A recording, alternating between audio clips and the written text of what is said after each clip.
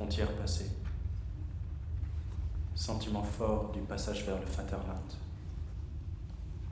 Panique d'avoir à chercher ici quelque chose à retenir, à apprendre, à inventer. Trouverai-je mon père?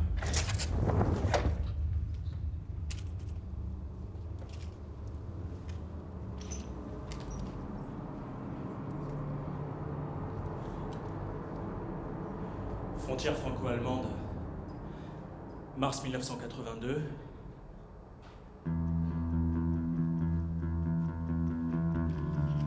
Un Ford bleu franchit le pont du Rhin.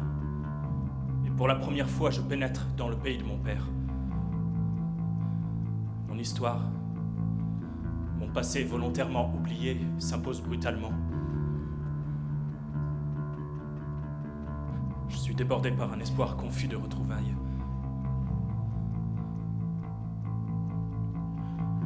Je détaille le douanier allemand. Ce pourrait être lui. Le nez, le dessin de la bouche, la forme du visage. Quel âge a-t-il maintenant?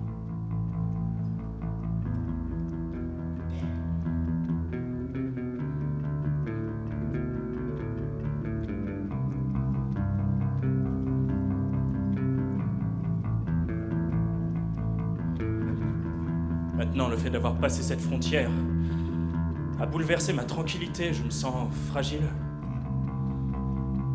Tout ce que je regarde, les champs, les voitures, les feux rouges, l'autoroute, tout a un aspect particulier, émouvant.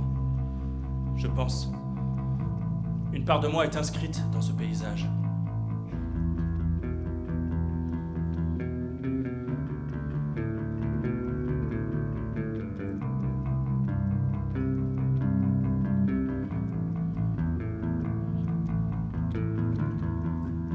Je pars en tournée en Allemagne avec mon groupe. Le hasard de cette tournée m'a poussé à questionner ma mère. Jamais je n'avais éprouvé le besoin d'en savoir plus sur ma naissance. Le sujet n'était pas tabou, il m'était indifférent. Elle m'a raconté longuement, sans trouble, l'histoire de cet amour de jeunesse.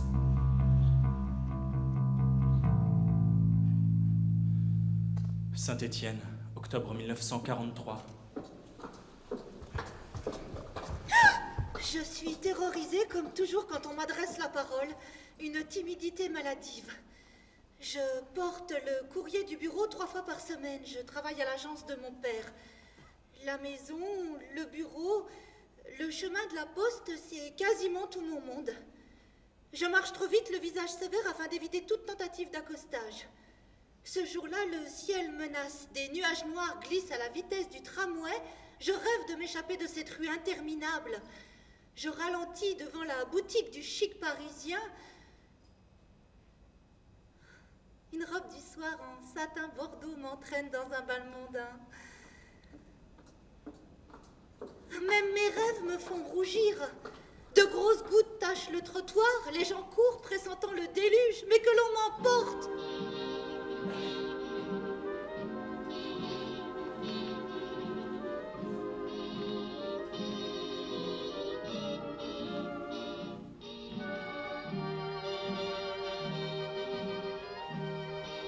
Mon grand plaisir, dans mes moments libres, et j'en ai beaucoup, c'est de m'habiller en civil et de me faire passer pour un Français. Je dis, je suis du sud de l'Alsace, près de Mulhouse, j'ai dû fuir, vous savez ce que c'est. Et quand j'ai fredonné quelques petites chansons bien françaises, les gens me tapent sur l'épaule en compatissant. En tant que soldat, j'ai beaucoup d'avantages. J'en profite, mais le contact avec les civils est difficile. C'est en civil que j'ai rencontré Louis, un garçon de mon âge, rigolard et sympathique. Il raconte sans arrêt des blagues en riant très fort, mais je ne me souviens d'aucune. Son père et son frère sont prisonniers chez les Boches. Une ombre passe sur son visage, et aussitôt il s'émerveille d'une jeune fille qui passe dans la rue. Vise un peu! Le temps de me retourner, je n'ai aperçu qu'un minuscule bout de monnaie au-dessus d'une chaussette grise. Louis fait du commerce. Il est représentant en lingerie. et fournit les restaurateurs en nappes et en serviettes. C'est vraiment avec lui que j'ai appris le français des gens de la rue. Il est à Saint-Étienne depuis 1 mois seulement, mais il connaît les moindres recoins de la ville. Les lieux de réjouissance, les combines pour se procurer les denrées introuvables, lait, chocolat, sucre, viande, cigarettes. Quand un mot d'allemand m'échappe, il dit en riant « Vous, les Alsaco, vous êtes de vrais chelous. » Kandahar, Allemagne, avril 1945. Une fois de plus, Munich flambe. Des camions qui nous ramènent de l'usine BMW, nous observons l'incendie. À moins de 15 km, la fin de la guerre est proche. Dans le bunker où nous sommes abrités, les Allemands s'affolent. Notre réseau d'information intérieure nous confirme l'avancée de l'armée de libération. Depuis 1 an, l'espoir est plus vif. Stalingrad a été le début de la grande défaite allemande. Le 26 ou 27 avril, le caporal qui nous ramène au camp me dit, au bord des larmes, « Krieg, fertig ». Et pour la première fois, l'ennemi devient humain. Le surlendemain, en effet, les Américains libèrent le Kandahar. Avec eux, des Anglais et des Français, le général Leclerc en personne nous serre la main. Nous sommes dans un état lamentable, mais la cérémonie se déroule dans une grande dignité. Nous sommes conduits dans une grande bâtisse au bord d'un lac pour une série de soins. Nous mangeons. Un de nos camarades meurt, excès trop brutal de nourriture. Quand notre état est jugé satisfaisant, les médecins nous laissent partir. On nous fournit une camionnette et je pars avec 4 gars de Meurthe-et-Moselle.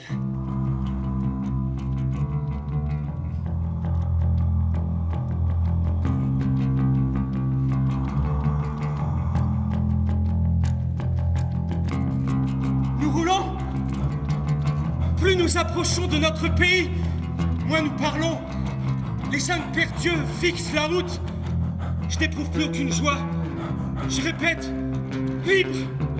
Tu es libre. C'est fini. La guerre est finie. Tu rentres chez toi. Nous arrivons à Nancy. Difficile de croire la guerre terminée. L'agitation, les ruines. Les copains me laissent à la gare. En attendant mon train pour Saint-Dié, je bois quelques bières. Des hommes rient trop fort. Je n'ai pas envie de rentrer. Pas tout de suite. Dans les toilettes, je me mets à pleurer comme un gamin. J'ai oublié le coup des larmes.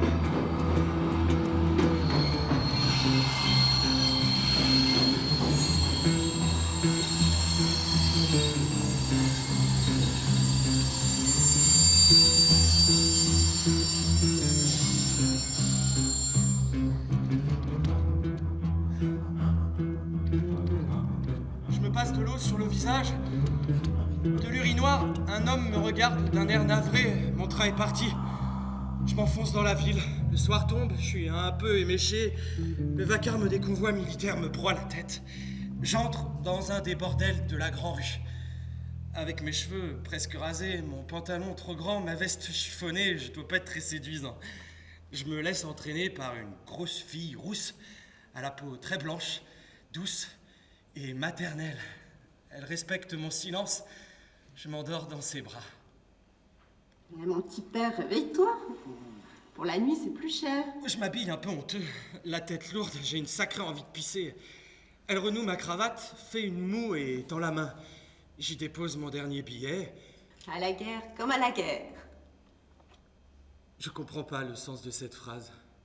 Elle m'offre une cigarette américaine et me congédie gentiment. Je retourne à la gare, machinalement. Pas de train la nuit. J'ai faim. Je me recroqueville sur un banc de la salle d'attente et je m'endors. Un jeudi glacé du mois de février, je patrouille dans les rues, accompagné de 8 soldats. Je croise Louis. Aussitôt, je détourne la tête, il ne me voit pas. Mais dans la vitrine du café où sa silhouette se reflète, je sens son aversion profonde pour nous, Allemands. Jamais je ne pourrais lui raconter mon secret. Je l'évite donc. Je m'ennuie de lui. Mes sorties en civil français n'ont plus le même charme, je suis là, l'ennui pèse, la guerre n'est pas finie. Le 19 mars, le printemps est déjà là. La lourdeur de l'hiver se dissipe d'une façon magique. Des nuages blancs épais glissent sous un ciel d'un bleu oublié. J'ai envie de humer cet air nouveau. Et pour la dernière fois, je m'habille en civil. Pour l'occasion, j'enfile un costume gris perle en fin lainage, un chapeau feutre gris foncé et sur une chemise blanche, une cravate à rayures, bordeaux et gris. À 19 ans, j'ai eu l'autorisation de sortir le soir, une fois par semaine, à condition que ce soit avec Yvonne, la fille d'un client de mon père. Nous allons au cinéma voir les derniers films allemands, ou plus rarement dans des surprises parties. Là, je fume mes premières cigarettes et j'écoute des musiques interdites à la maison. Ma timidité me cloue dans un coin du salon, j'évite tout contact avec les garçons, je sais pas danser. Je sors dans la grande rue si sombre l'hiver. Les rayons de soleil donnent à cette ville un aspect moins noir et moins triste qu'à l'accoutumée. Les tramways passent dans des grincements sinistres. Les visages des gens découvrent leur pâleur et leur misère. Je me surprends à siffler une marche militaire.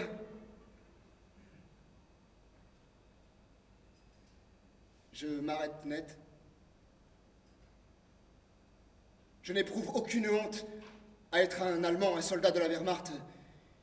Mais je rougis chaque fois que je sors de mon jeu, chaque fois qu'il m'échappe. Je marche le 19 mars 1944 par un bel après-midi de printemps précoce. À présent, je compte les jours qui me séparent de mes 21 ans. Dans 117 jours, je serai libre. Je vais partir, quitter cette rue interminable. Avant de sortir du bureau, je me suis maquillée. Juste un peu de rouge. Il fait beau, les gens flânent. J'ai toujours regardé les femmes dans la rue de façon insistante. Je cherche ces regards qui rendent léger un après-midi pluvieux, ces regards où s'inscrivent en un éclair toutes les graduations de l'amour et où tout s'efface l'instant d'après. Mais là, ce jour-là, à 3h moins 10, ce croisement, la beauté, la gravité et déjà l'impossibilité de se souvenir de ce visage, de le décrire. Ich weiß es noch genau. An dem Tag um 10:03 die Begegnung. Seulement sa robe, La gabardine sous le bras. un tissu à carreaux en lainage, Je marche encore trop vite. une ceinture d'homme à la taille, Pourtant, des chaussures à semelles compensées, je remarque l'expression de cet homme en liège. qui vient de me croiser. Et puis, L'étonnement dans ses yeux. au bout du bras ballant, une sorte de gabardine beige portée négligemment. Sa bouche s'est arrondie comme pour parler. Elle passe. Je reste là. Peut-être a-t-il eu un malaise. Je ne sais combien de temps. Je ne peux m'empêcher de me retourner sur son... Incapable de bouger. Il reste figé sur le trottoir, Ni même de me retourner. comme pétrifié. Je prends peur et tourne au premier coin de rue en pressant encore le pas. Quand enfin je peux me retourner, la longue rue est presque vide et me semble à nouveau triste et noire sans cette femme. Cette jeune femme entrecroisée. J'ai attendu 6 ans de guerre pour avoir le coup de foudre. Ce visage, cette gravité, cette démarche, elle marche vite. La détermination, la peur. Mars 82. Le Ford se fait doubler par de grosses Mercedes. Mes amies plaisantes. On approche de Francfort.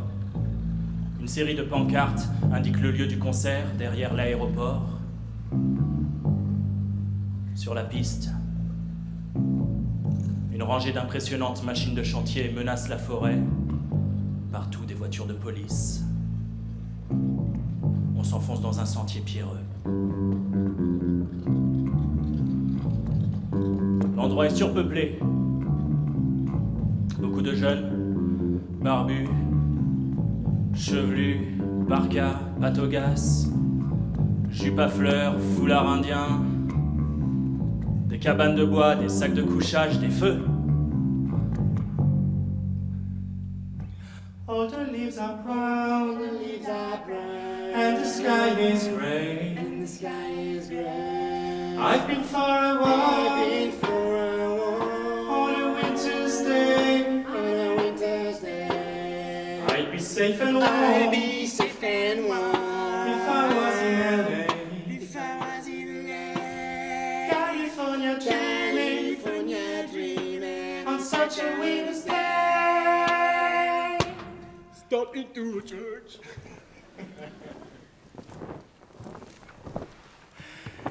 C'est Woodstock. Des banderoles plein les arbres. US, go home. Ne touchez pas à la forêt allemande. And weg vom Deutschen Wald. Je ne parle pas l'allemand.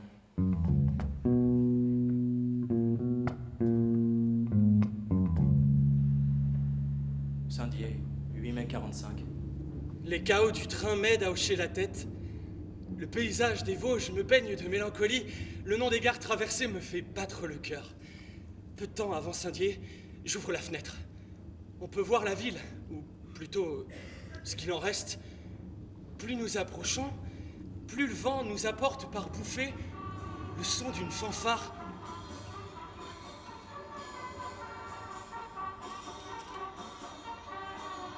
Nous ne sommes que 6 à descendre du train. Aujourd'hui, 8 mai, la paix va être signée, on fait la fête, embrassades, chansons. Sur la petite place au pied du monument aux morts, le nouveau maire fait un discours. Saint-Dié n'est plus qu'un tas de cailloux. Monsieur Berdon, un ami de mon père, me rassure et me fait venir sur les marches du monument pour témoigner. J'ai le vertige. Tout le monde peut voir.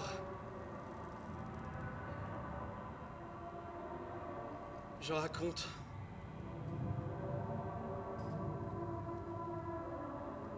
Soudain, je croise les yeux noirs d'Henriette, une amie d'avant. Elle me fixe. Est-elle toujours amoureuse? Puis mon regard se porte sur une silhouette noire, le visage enfoui dans un mouchoir blanc. C'est ma mère, vieillie. J'écarte les gens, je la serre contre moi sous les applaudissements. Nous rentrons chez nous. Nous habitons à la sortie de la ville. Notre maison n'a pas été touchée. Nous ne parlons pas. Plus tard, dans la cuisine, ma mère rompt le silence. Ton père... Je sais, maman. Je sais. Si au moins ton frère donnait des nouvelles. Il est sûrement mort à l'heure qu'il est. Sa dernière lettre date de quand? Elle fouille dans une boîte de biscuits en fer blanc et ressort une carte postale. Une aquarelle représentant un puits sous la neige. Joyeux Noël en lettres dorées. Noël 43. Ma petite maman. Comme j'aimerais être près de toi, ce jour. Mais tu comprends que c'est impossible. Je suis provisoirement installé à Saint-Étienne. Je suis toujours représentant à l'âge de maison. Ça marche bien. Je t'embrasse très fort. À très bientôt. Post-scriptum, je t'écrirai dès que j'aurai une adresse fixe. Bise. Louis. Depuis plus rien. Je suis sûre qu'il lui est arrivé quelque chose.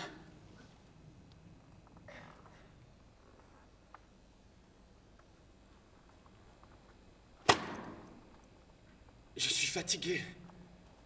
Je veux dormir. Je retrouve mon bon vieux lit pour la plus longue nuit de ma vie. Je me demande si ce n'est pas à cause de cette rencontre que mon envie de désertion est née. Toutes ces semaines pour tenter d'oublier ce visage ne font qu'accroître mon désir pour cette femme. Je la cherche, crois l'apercevoir de loin, toutes les femmes ont son visage. Je ne dors presque plus. Et puis, il y a le bombardement américain du mois de mai. Le bruit, les alertes, les bombes, les morts. 2000 morts. La guerre est finie. En tout cas pour moi, finie. Pendant mes rares sorties, j'erre dans Saint-Étienne. Une fois encore, je rencontre Louis, son père est mort. Son hostilité s'est transformée en haine ouverte pour les Allemands. Son chagrin risque de lui coûter la vie. Il parle fort dans ce café, il ne m'écoute pas. Et je le plante là. Plus tard, dans la rue, je me sens soulagé d'avoir déserté. J'évite soigneusement de croiser les soldats allemands et la Gestapo. Je sais pertinemment que malgré mes cheveux plus longs, coiffés maintenant en arrière, et une fine moustache, je suis parfaitement reconnaissable, mais cette légère transformation me rassure. Bizarrement, depuis ma désertion, je ressens beaucoup plus le poids de la guerre. Cette insensibilité qui me fait peur, cet ennui qui rend tout si normal, ont disparu. Je deviens humain. Ich werde menschlich. Au lendemain du bombardement du mois de mai, je sors comme chaque jeudi poster le courrier et pour la première fois je vois la guerre. Je longe le jardin des plantes, c'est là que les gens se réfugient pendant les alertes.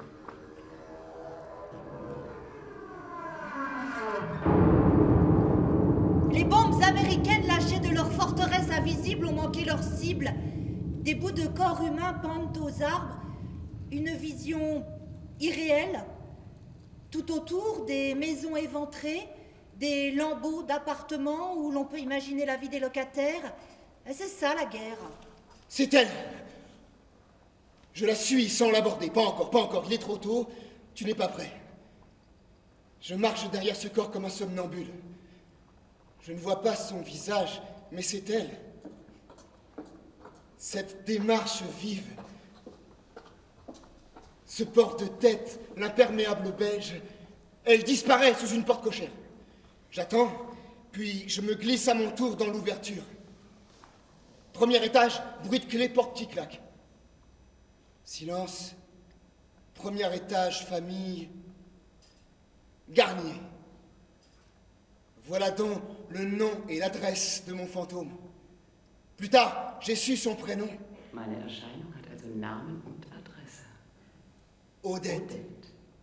Odette Garnier. J'attends ma majorité avec une telle impatience que le temps ne s'écoule plus. La maison, le bureau, les repas, l'ennui, le rêve d'être quelqu'un d'autre. Au mois de juillet, je vais avoir 21 ans. Moi, qui, à 24 ans, pensais avoir tout connu et croyais que la guerre m'avait définitivement rendu insensible, je suis comme un adolescent devant un premier amour. D'ailleurs, c'est mon premier amour. Meine erste Liebe. Pendant tout un mois, Juillet 45. j'organise avec la municipalité de Saint-Dié le plan de reconstruction de la ville. En tant que héros de la résistance, je suis écouté. Je revois Henriette, de plus en plus souvent. Nous parlons mariage. Ma mère ne pense qu'à son mari mort et à son Louis disparu. L'absence de Louis me tourmente aussi. C'est un cauchemar, une nuit, qui me décide à agir. Début juillet, je fais ma valise, prends une photo de Louis, la plus récente date de 1938. Ma mère pleure encore de me voir partir, mais je la devine heureuse de mon entreprise. Quelques semaines passent encore à épier, à suivre, à se cacher. Le dimanche, je reste allongé toute la journée. Un matin, je lis dans le journal qu'une bombe a éclaté aux messes des officiers allemands. 4 morts, représailles. Comme je suis loin de tout cela, détaché de la guerre, je ne pense qu'à Odette et à mon enfance. Curieusement, mon enfance me revient en mémoire très précisément. Des visions de jeux, de visages, de paysages. Le père et la mère dans la cuisine à l'aube. Des pans entiers oubliés jusqu'ici. Le visage d'Odette se glisse dans cette enfance et encore celui d'un copain mort sur le front russe et des éclats. Kindheit, Spiele, Le sommeil Landschaft, Spiele, vient tard. Landschaft, Gesicht, Au loin dans la nuit, une radio joue un air de jazz dans la rue des pas pressés. Je sombre enfin, épuisé. Le matin, l'ennui a disparu, mais la peur s'est installée. Je deviens craintif. L'image de l'enfant timide que j'étais me revient. Les copains de mon âge m'humiliaient, ils se moquaient. Attends un peu que je sois grand. Je suis grand. J'ai déserté. Je suis amoureux d'une femme que je ne connais pas. Il me semble que tous ces actes se sont imposés à moi. Aucune décision, aucun choix véritable. Je mets 3 jours à me rendre à Saint-Étienne. Été 45. Changement de tram, wagon bondé, arrêt en race campagne.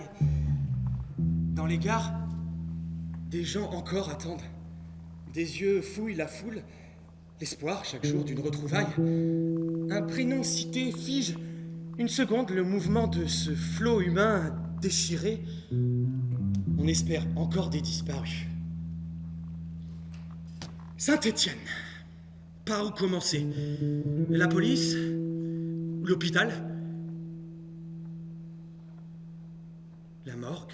Cette vie de planqué me convient. La chaleur accentue mes rêveries. Un soir, je crois bien que c'est le 23 ou 24 juin, ma logeuse est sortie, alors je vole une bouteille de cognac dans son armoire à liqueur. Elle a encore du cognac. Du bon vieux cognac. En écoutant la radio, je vide la moitié de la bouteille. Je rêvasse toujours à la même chose. Ich träume vor mich hin. Immer das Gleiche. Je sors dans la rue, complètement ivre. Je rôde, le regard accroché aux fenêtres du premier étage, épiant les ombres. Je suis prêt à chanter mon amour! Pourquoi faut-il que Louis passe ce soir-là? Lui aussi a bu, il est très agressif. Quand tu regardes les étoiles, l'été m'ennuie. Viens boire avec moi!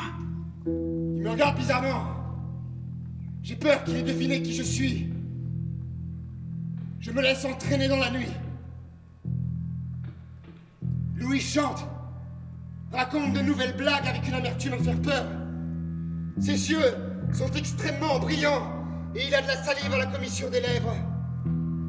Je le suis de bar en bar. Il connaît le monde des cafés par cœur. Louis parle fort. Demain, je quitte ce trou. De grandes choses m'attendent. Il met le doigt sur la bouche pour augmenter le mystère. Nous titubons dans la rue. De temps à autre, nous croisons des feux sur une place, dans une cour et un carrefour. Chaque fois, Louis se précipite, saute dans les flammes. À Saint-Jean, et viens! Saute le cheneu! Les gens rient. Je saute, je tousse. Et nous repartons, plein d'alcool au ventre et de fumée dans les yeux. La ville est étrange avec tous ces feux parmi les ruines. Il est tard. Il n'y a plus personne dans les rues. Nous nous arrêtons dans un recoin de l'avenue de la République pour pisser longuement sur les braises d'un feu. Je me tire d'ici, tu sais. Pour de bon. Et tu veux savoir ce que je vais faire, l'Alsaco? Je me nomme Wilhelm Klutz. Je ne suis pas un Alsaco. Comme tu dis, je suis un boche, un chleu, un frisé, un frisou, un vert de gris. Et je me fous bien de ce que tu vas faire.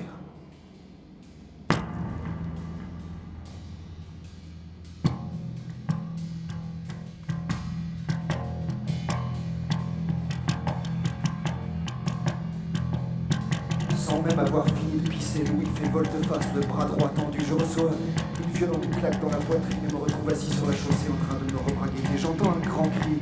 Je vois une bouche grande ouverte devant mes yeux, des dents. J'aperçois même la glotte, je crois. On me serre la gorge, nous roulons sur le pavé. J'entrevois une étoile, de la fumée, un bout de peau. Je ne ressens aucune douleur. J'ai l'impression d'être attaqué par une panthère dans la forêt vierge à cause des grognements sans doute et de ses cieux où se reflète une dernière braise.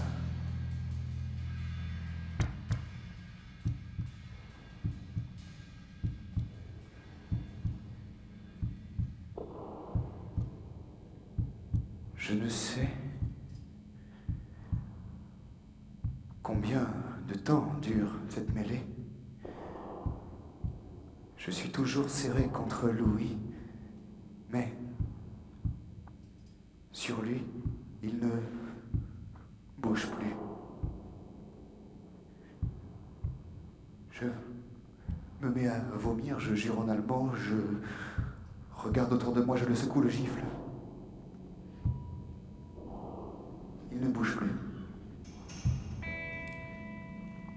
Je suis incapable d'articuler autre chose que de l'allemand. Je comprends qu'il est mort, que je l'ai tué. Mais je reste là, à l'insulter, à lui parler. Je me lève et, sans réfléchir, je le traîne dans une ruelle sur les décombres d'une maison en ruine. Maintenant, je suis silencieux, presque calme. Louis est bien mort. Je le regardais. Brusquement, j'ai la très nette impression que ce corps étendu, c'est moi. Précisément, je me vois, ce n'est pas Louis, mais moi mort.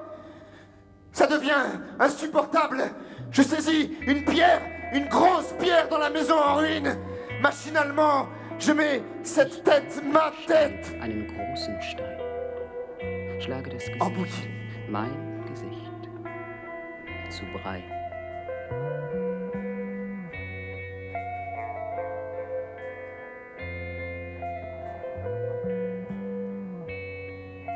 Ensuite, je cours. Je me retrouve chez moi. J'ai l'uniforme allemand sous le bras. Comme si je venais de me réveiller, je ressors comme flottant dans l'air, qui sent encore la fumée des feux de la Saint-Jean. Je suis l'ange de la guerre dans cette ville bombardée.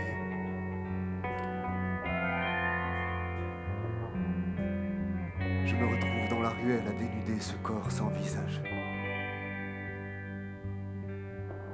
Soigneusement, je plie ses vêtements et j'habille le mort avec mon uniforme. L'église à côté sonne 2 coups.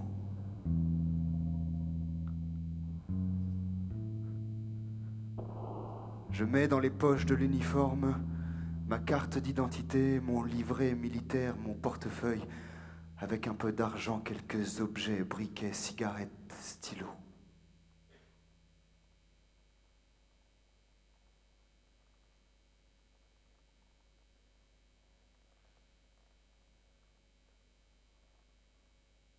Je garde mon permis de conduire pour ne pas mourir tout à fait. Le silence est total. Je regarde le cadavre. Et maintenant, je pleure la mort de Wilhelm Klutz, soldat de la Wehrmacht stationné à Saint-Étienne. Tout en pleurant, je recouvre le corps de pierre, on le trouvera dans quelques jours. Je ne suis plus du tout ivre. J'ai très mal au coude gauche et je saigne du nez. Je disparais dans la nuit, en répétant mentalement « Je m'appelle Louis Dutheil. Je suis représentant en lingerie. Je suis né à Saint-Dié, dans les Vosges. »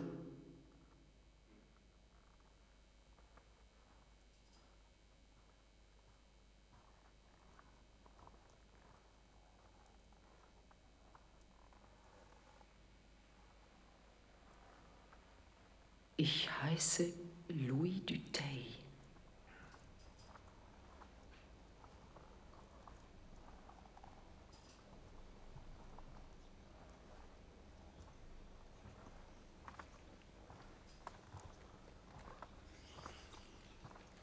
J'erre dans Saint-Étienne, la longue rue de Saint-Étienne.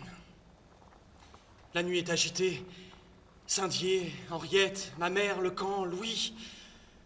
Le camp, Henriette, Louis. J'ai un mauvais pressentiment. Le cauchemar me colle au fond des yeux. L'enquête officielle ne donne aucun résultat. La police ne sait rien. À la morgue, aucun mort de ce nom sur les listes.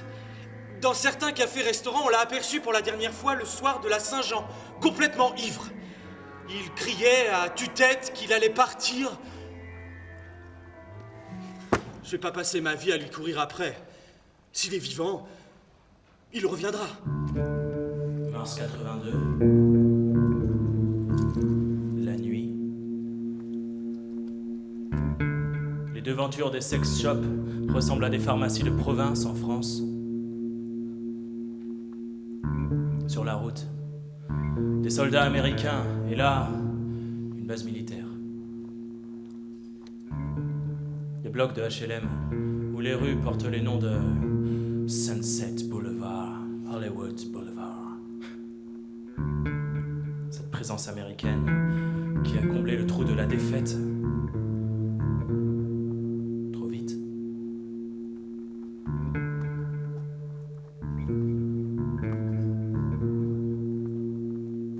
La guerre est masquée. On se tait sur la guerre, mais il n'y a pas d'oubli. De plus en plus souvent, l'homme le soir fait les 100 pas sous les fenêtres de ma chambre. J'éteins la lumière pour mieux l'observer. Je commence à bâtir un roman sur ce mystérieux guetteur. Juin 44.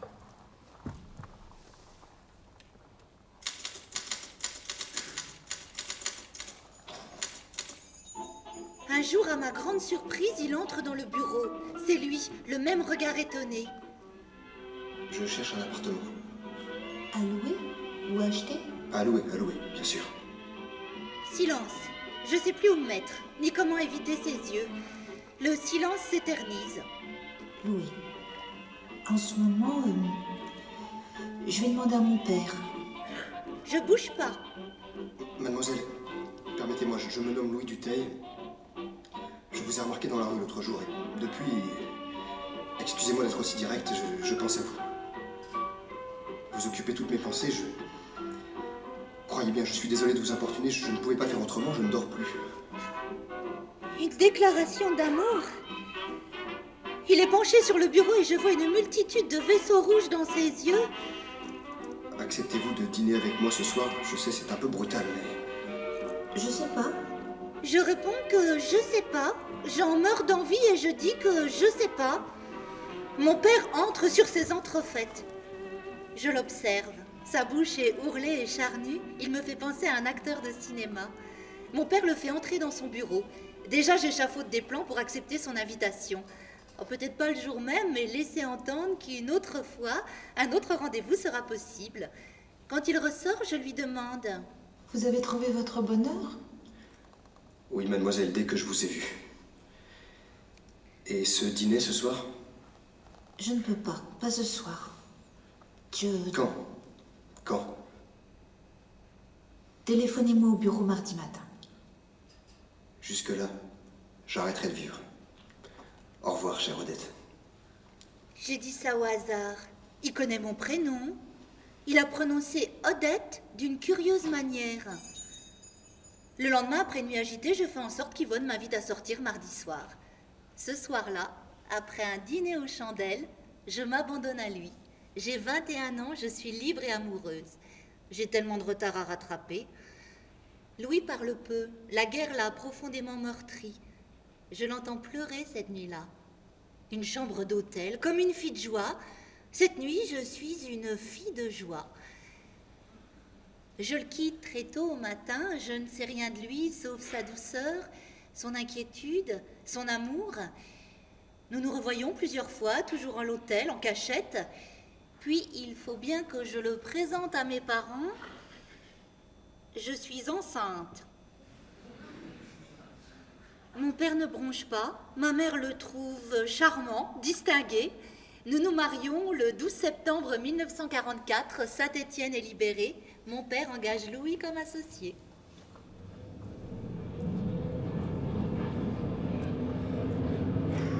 Le tramway traverse la longue rue en direction de la gare. Il fait chaud, la poussière noire colle à la chemise. En attendant mon train pour Saint-Dié, j'achète le journal du coin, les dépêches. Je ne lis que les gros titres, trop préoccupé.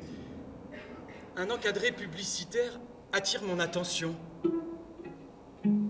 Un conseil, agence Garnier Dutheil, immobilier, achat, vente, location, assurance, 57 boulevard Gambetta, Saint-Étienne.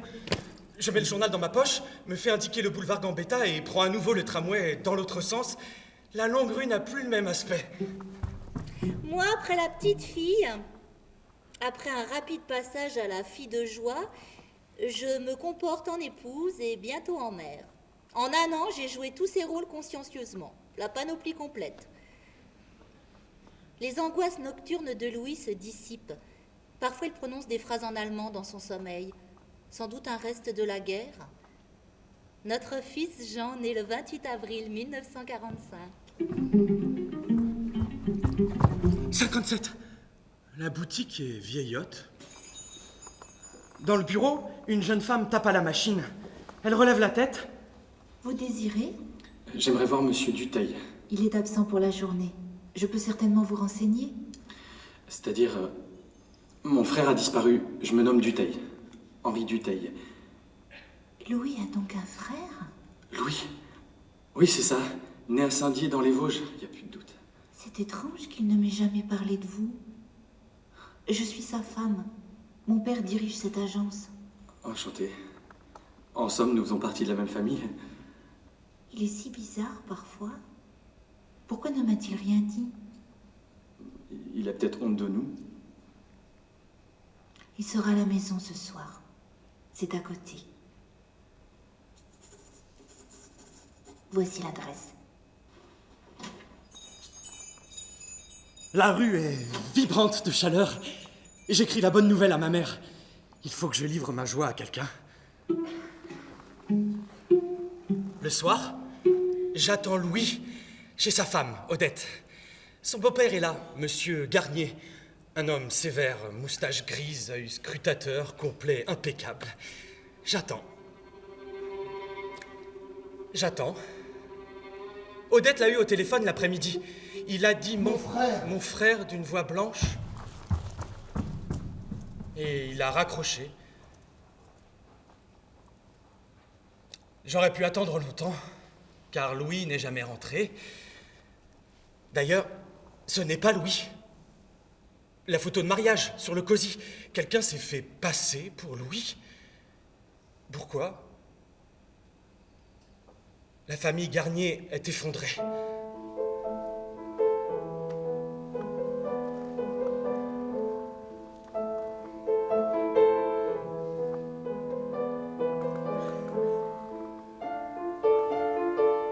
Je veille avec eux toute la nuit. Je repars pour Saint-Dié le lendemain. Louis, mon frère, ne refera plus jamais surface. Dans le train, je répète sans cesse, il faut que je sache. Il faut que je sache. Il faut que je sache. Arrivé à la maison, je découvre une lettre d'un camarade de Dachau, René Vernoux. Il est responsable de la réorganisation des mouvements de jeunesse en Allemagne, à Baden-Baden. Il se souvient de ma passion pour le sport, de l'acharnement que j'ai mis à encourager le sport dans ces années terribles d'internement. De plus, je parle allemand. Je lui semble tout désigné pour l'aider dans sa tâche, qui, écrit-il, contribue à dénazifier l'Allemagne.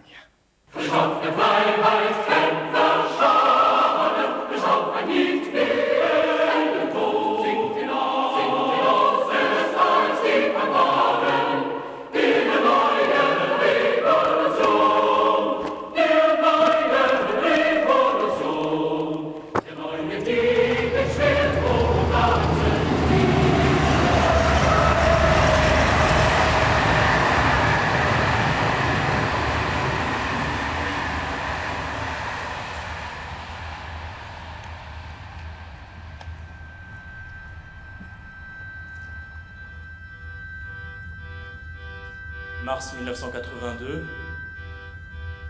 Je laisse mes amis s'installer. J'ai envie d'être seul. Je me dirige vers le centre de Francfort, marche longtemps dans la ville américanisée. Hautes tours de verre, larges avenues. Je fouille les visages, il est peut-être là, tout près.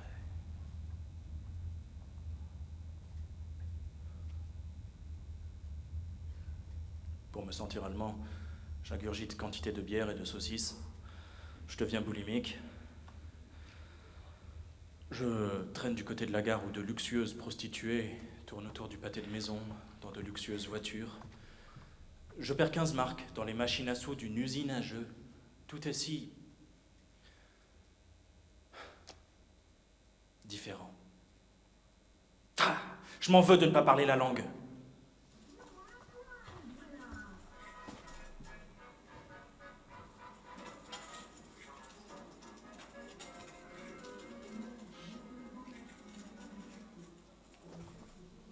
Dans ma chambre, au 17e étage d'un hôtel moderne, je compulse avidement l'annuaire téléphonique. 3 pages de Cloutz, pas de Wilhelm.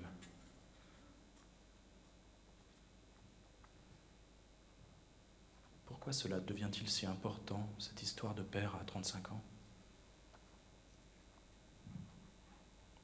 Je déplie la première des 3 lettres jaunies de Henri Dutheil à ma mère, celle postée en 46 à Francfort. Je marche dans les décombres, je rôde dans les gares grouillantes, je crois voir Cloutz partout. Je pense que je vais abandonner ma vengeance.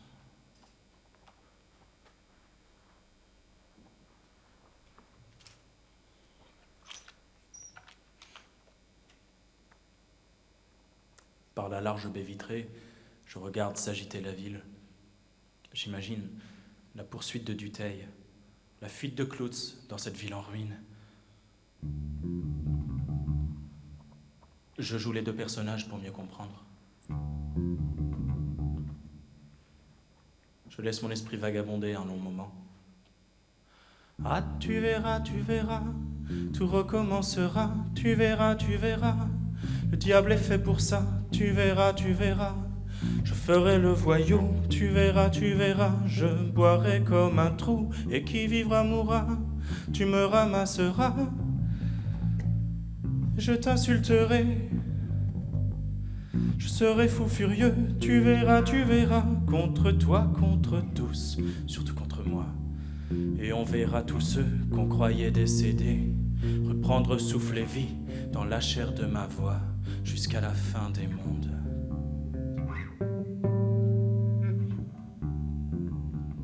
Je ne parviens pas à fixer, sauf par instant, le décor de l'Allemagne d'après-guerre.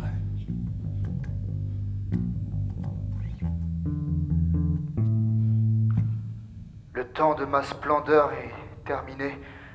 Mon costume est en loques, mes chaussures béantes. Septembre 45. Je me glisse dans le flot des miséreux à pied et en stop. J'ai conservé le nom de Dutheil pour arriver dans l'est de la France. Repris celui de Wilhelm Cloutz, soldat prisonnier rentrant chez lui pour passer la frontière. Dans la foule des pauvres types, je passe inaperçu.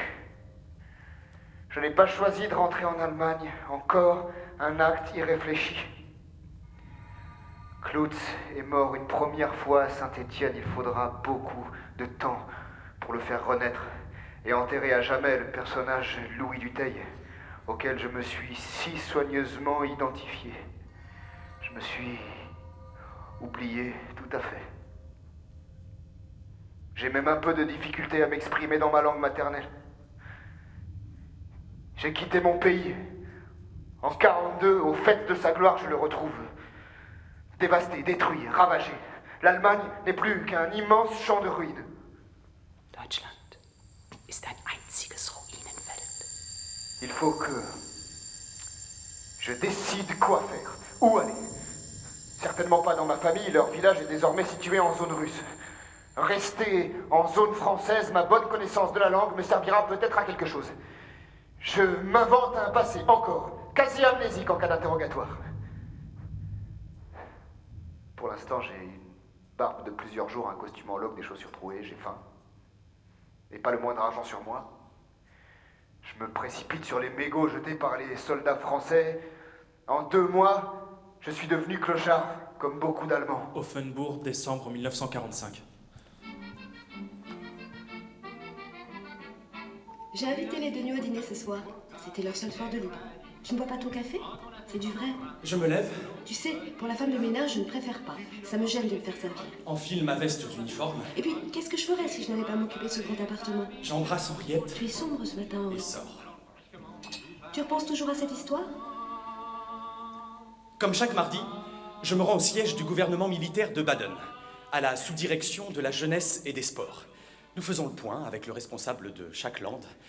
Avant mon arrivée, tous les mouvements de la jeunesse allemande ont été dissous. Sportifs, éducatifs, politiques, bien sûr. Personnellement, je suis chargé de réorganiser le club sportif d'Offenbourg. L'administration française a mis à ma disposition un appartement dans le quartier chic. Je m'ennuyais. L'appartement était trop grand pour moi. J'ai demandé à Henriette de venir me rejoindre. Nous nous sommes mariés. J'ai un travail passionnant, une femme que j'aime. Et pourtant, je ne cesse de penser à mon frère et à cet inconnu en fuite qui a subtilisé son identité. L'enquête de la police française n'a rien donné, mais je n'abandonne pas. Je me suis fabriqué une dizaine de versions possibles de cette histoire. Pourtant, depuis une semaine, je n'en fignole que 3.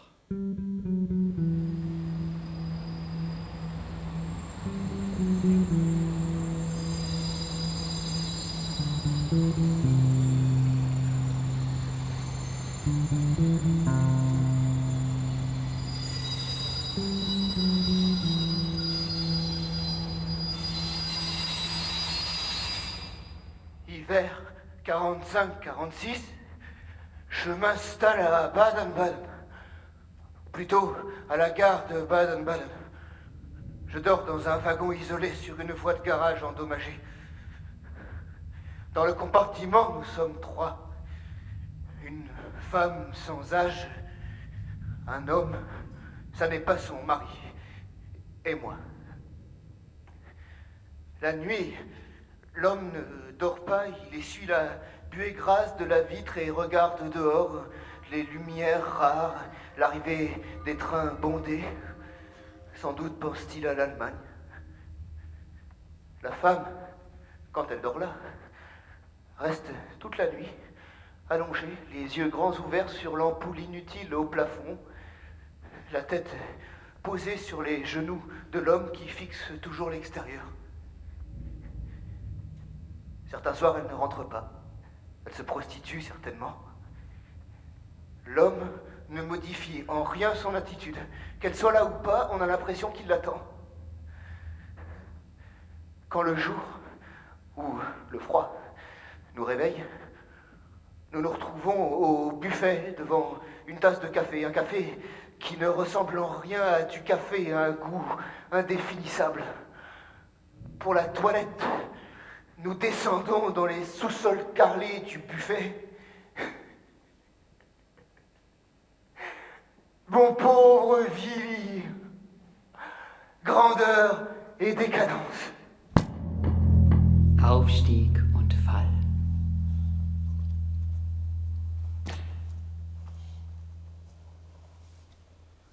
Le soir,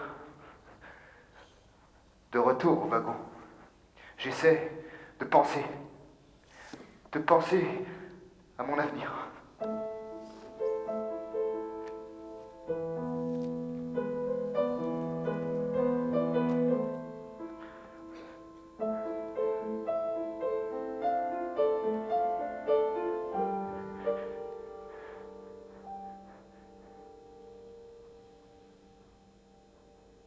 Sans succès. Odette. Odette, ich kann dir nichts sagen. Odette. Noch nicht. Je ne peux rien te dire. Pas encore. Je pense au suicide plusieurs fois.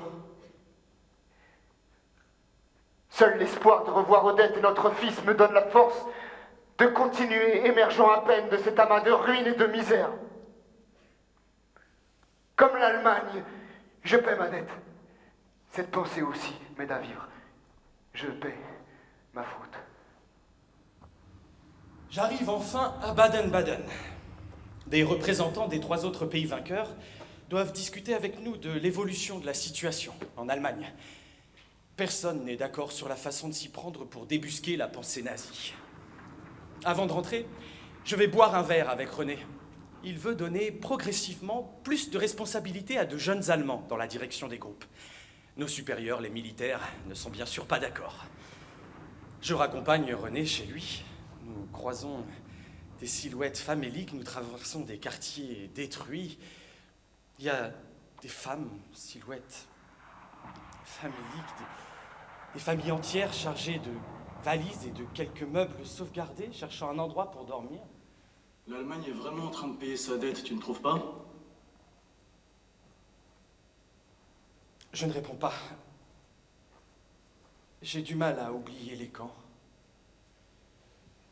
Sur le chemin du retour, je me repasse mentalement les 3 versions retenues à propos de la disparition de Louis, mon frère. Arrivé à la maison, il n'en reste plus que 2. J'ai définitivement écarté celle où Louis aurait volontairement, pour des raisons que j'ignore, échangé son identité avec cet inconnu et où il se serait caché bien vivant sous un autre nom. Quoi qu'il ait pu faire, cette version me semble de moins en moins probable. Je viens d'avoir une idée. Que l'imposteur ait découvert le cadavre de Louis par hasard ou qu'il l'ait tué, dans les 2 cas, Louis est mort. Et son corps n'a pu se volatiliser. J'écris à la police de Saint-Étienne pour demander le nom de tous les morts âgés de 20 à 30 ans découverts à Saint-Étienne entre le 23 et le 30 juin 1944. J'explique la raison de ma démarche et pour la première fois depuis longtemps, je dors à peu près bien. Dans cette gare de Baden-Baden, je deviens le roi de la cigarette. Je vends des cigarettes reconstituées, faites de mégots glanés dans les administrations françaises. La vente ou le troc à la pièce m'assure le minimum vital. Depuis la lettre écrite à Saint-Étienne, je me sens comme débarrassé d'un poids. Bien sûr, j'attends impatiemment une réponse qui tarde, mais mon tourment s'apaise. Le mardi suivant, je me rends à Baden-Baden pour la réunion hebdomadaire. Les idées de René, une fois de plus, ébranlent les membres du gouvernement militaire. Après le succès du centre d'échanges internationaux, un Allemand va être responsable d'un service jeunesse en Allemagne. Au déjeuner, alors que je félicite René, je vois un homme dans le hall d'entrée. Son visage ne m'est pas inconnu et, tout en parlant à René, je cherche où j'avais bien pu rencontrer cet homme. Je fouille ma mémoire. Ce visage... C'est celui du mari d'Odette Garnier. La photo sur le cosy. L'inconnu. Le voleur d'identité. C'est lui. Vieilli, amaigri, avec une coiffure différente. Mais c'est lui. Ici. Sans réfléchir, je me précipite derrière lui. Il parle à quelqu'un sur le trottoir d'en face. Je suis pris de court, je ne sais pas quoi faire. Je suis un moment les 2 hommes. Ils se séparent. Je ne lâche pas ma proie des yeux. Pourtant, au coin d'une rue, je perds sa trace. J'en pleurerais. De retour à l'administration française, je demande dans le hall, dans les bureaux, si quelqu'un connaît l'individu qui vient de sortir. Malgré ma description détaillée, tout le monde hausse les épaules en hochant la tête négativement. J'ai laissé échapper la réponse à mon énigme. C'est à hurler. À la fin de l'hiver, ma situation devient plus confortable.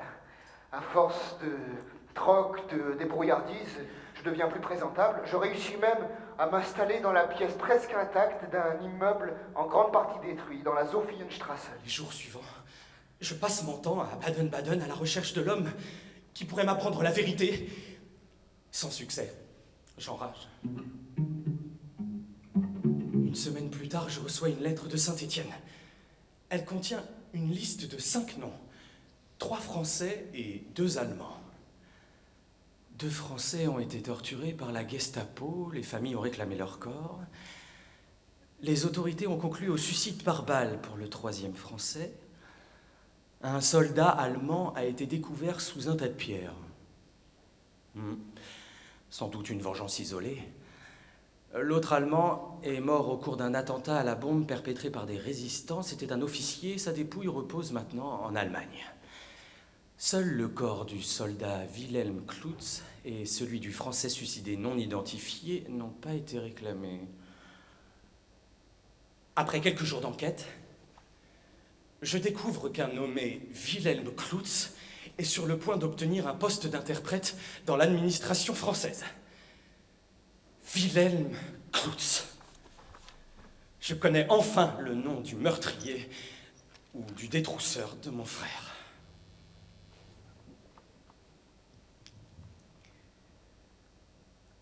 Un Allemand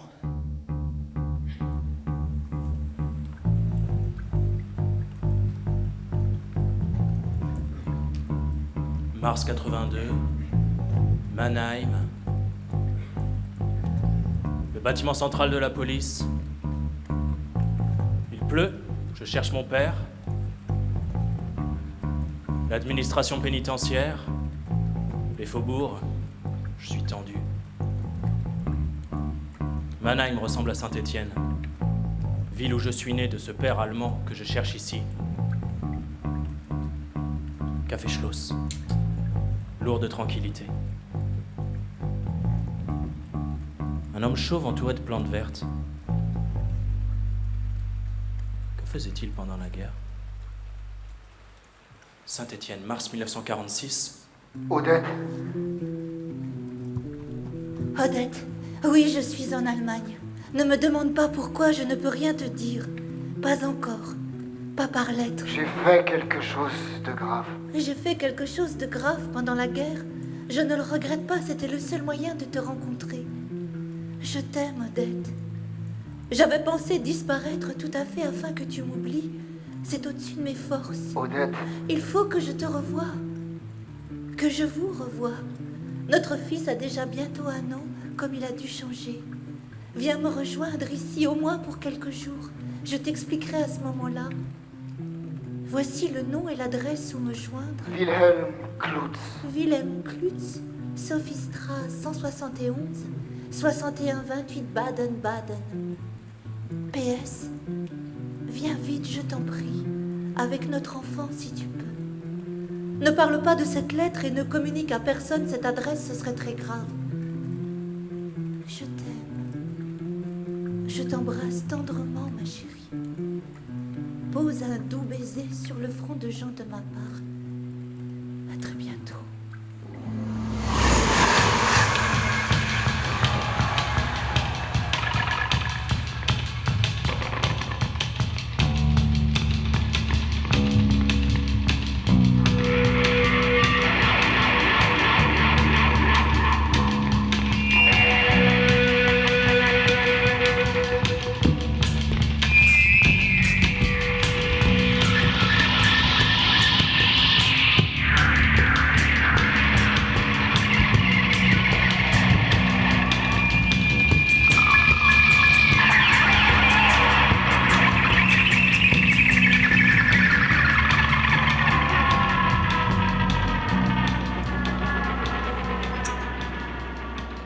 Après 3 semaines d'insomnie, je me retrouve dans le train qui m'emmène à Baden-Baden.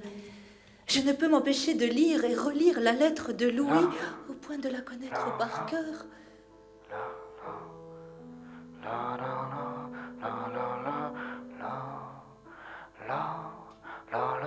Merci, Louis. Pourtant, une chose est sûre, ce Louis n'est pas Louis Dutheil. Son frère Henri l'a confirmé. La confrontation des photos, sa fuite, tout accuse l'homme que j'ai aimé, que j'aime et que je vais retrouver. Louis. Qui est-il? Qui est ce Klutz chez qui écrire?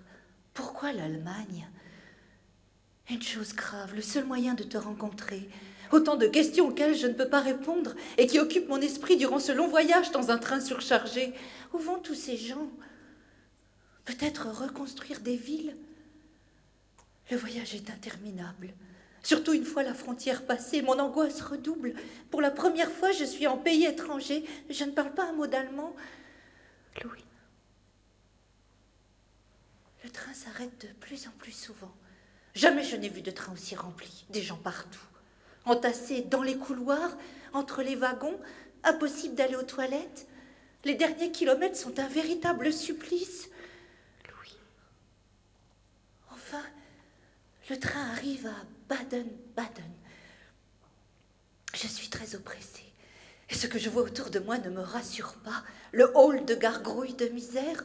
J'enjambe des hommes et des femmes qui dorment là, à même le sol. Tout à coup, de jeunes gens m'entourent. Je comprends qu'ils veulent m'échanger du chocolat contre des cigarettes. Chocolat, cigarettes? Je suis terrorisée, d'autant plus qu'ils deviennent menaçants. Heureusement, un soldat français, sans doute un officier, les fait décarpir, ces jeunes gens. N'ayez pas peur, mademoiselle. Vous avez l'air perdue. Je connais pas la ville. J'arrive juste de Saint-Étienne. Je dois me rendre chez un ami qui habite Sophiestrasse. Vous savez où se trouve cette rue? La Sophienstrasse, au nord-est. Mais il n'y a pas beaucoup de maisons debout dans le coin. Nous ne traversons que des ruines. Je ne m'étais pas imaginé l'Allemagne dans cet état-là. Toute la ville ressemble à la rue Eugène Muller de Saint-Étienne.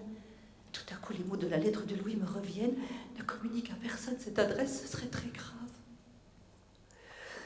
Mon cœur s'arrête. Je cherche désespérément quoi inventer. Je bafouille. Il y a longtemps qu'on vous a donné cette adresse? Assez. C'est un parent. Voilà, le 171. Il ne reste pas grand-chose de la maison. Mais la pièce de droite a des rideaux. Et la boîte aux lettres a l'air neuve. Mars 1982, 171 Sophienstrasse, Baden-Baden, là où le père aurait habité. Mon cœur bat. Je n'y crois pas. La propriétaire a peur de moi, elle refuse de répondre. Retour. Le reflet des phares sur la route.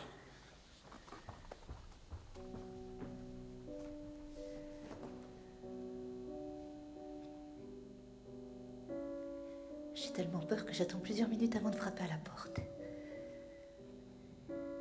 Silence. Peut-être est-il sorti? J'attends. Je m'assois sur les marches en essayant de calmer les battements de mon cœur. Le fait d'être seule à 1 millier de kilomètres de chez moi me panique, mais en même temps j'éprouve une grande joie. Je vis l'aventure, à la recherche de mon amour en pays inconnu. Une chose grave. Qui est mon amour? Le soleil doucement se glisse derrière les ruines. Un homme passe poussant une charrette remplie de bois, de morceaux de meubles. Le bruit des roues me sort de ma rêverie. Depuis combien de temps suis-je là? 1 heure? Peut-être plus? Je décide de marcher un peu pour me dégourdir les jambes. Je fais très attention à ne pas me perdre. Au coin d'une rue, j'entends de la musique. Le son d'un orgue de Barbarie. Je me dirige à l'oreille, puis je vois des lueurs rouges, la musique s'amplifie. Tout à coup, je débouche sur un terrain vague où une petite fête foraine s'est installée. Une vision de rêve. Un minuscule manège de chevaux de bois couvert d'une bâche verte. Un stand où l'on vend une sorte de beignet. Une loterie où visiblement on ne gagne que d'énormes poupées multicolores. Beaucoup de militaires avec leurs familles. Au centre des baraques, un feu où un vieil homme barbu tourne la manivelle de son orgue de Barbarie. Autour de lui, des enfants en haillons se réchauffent. Je me joins à eux.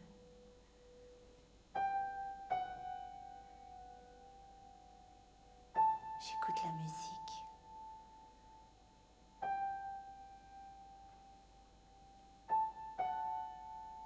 Pendant un instant, toutes mes peurs, toutes mes angoisses s'évanouissent. Le soleil couchant donne une allure encore plus fantomatique à ce lieu. Mai 82, Wiesbaden, le fichier central. La quasi-certitude que le père est mort me calme tout à coup. Impression de vacances. Landau, une intuition, l'annuaire. Un Klutz, pas de Wilhelm. Borum, les rails, les fils suspendus.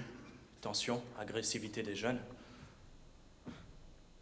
Les banlieues ressemblent à Gandange. Je retourne au 171 Sophiestrasse, mais il n'y a toujours personne. Mais quelle idiote de ne pas l'avoir prévenu de mon arrivée. J'attends encore 1 heure. Il fait maintenant nuit noire. Aucune lumière aux fenêtres, ni dans la rue. L'obscurité totale. Et toujours pas de Louis. ni personne dans les parages. Je décide de retourner à la fête foraine. Là aussi, plus personne. Aucune lumière.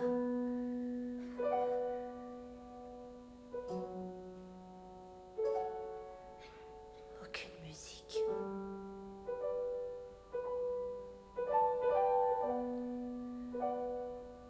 Seul un restant de braise m'indique que je n'avais pas rêvé.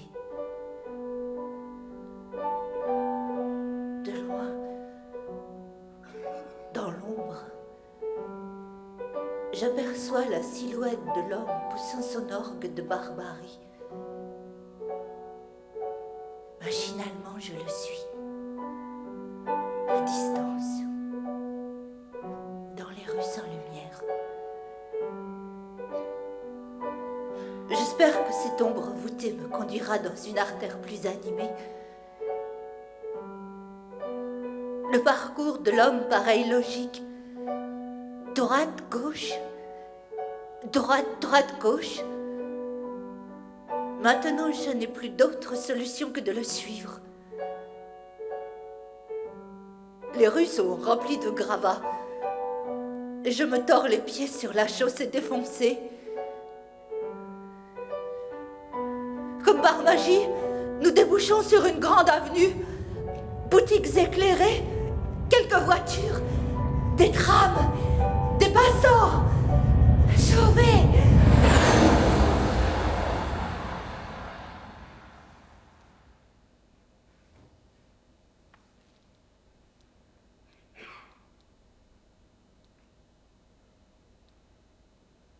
Avant que le jour ne se lève, je repars dans les rues à la recherche de la Sophie-Strasse. Je la trouve.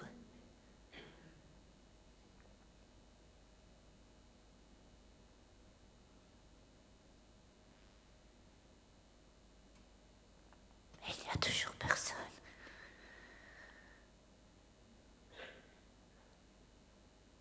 Je meurs de faim, je me sens sale, fatiguée, à bout de force. Je dois rentrer à Saint-Étienne. Le jour se lève timidement. Je sillonne en jeep la ville de Baden dans tous les sens. S'il a deviné qui je suis, il doit déjà être loin. Je suis à la recherche d'indices. À la gare, des gens m'affirment qu'il a quitté la ville depuis février. En tout cas, ils ne l'ont pas revu depuis. C'est au cours de ce quadrillage systématique qu'un matin, très tôt, j'aperçois dans la Sophienstrasse Odette Garnier. Elle est stupéfaite de me voir. Je l'emmène chez moi, à Offenbourg. Elle ne sait rien. Elle n'a pas revu Louis. Elle continue à l'appeler Louis. Il n'était pas à son adresse. Je lui apprends ce que je sais, qu'elle s'est mariée avec un Allemand, du nom de Wilhelm Klutz. Louis. Elle pleure. J'essaie de la soulager en lui disant qu'il y a eu abus de confiance, que son mariage est nul. Elle est jeune, elle peut refaire sa vie. Elle se mure dans un silence obstiné. Le soir, je la conduis à la gare, elle veut repartir à Saint-Étienne. Elle me dit seulement... Louis n'est pas un meurtrier. Il n'a peut-être pas tué mon frère, mais je dois le retrouver. There's a blue-eyed girl with a red bow tie and a string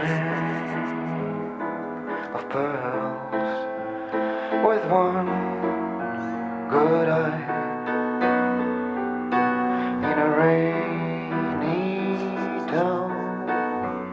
The chimney smoke will come.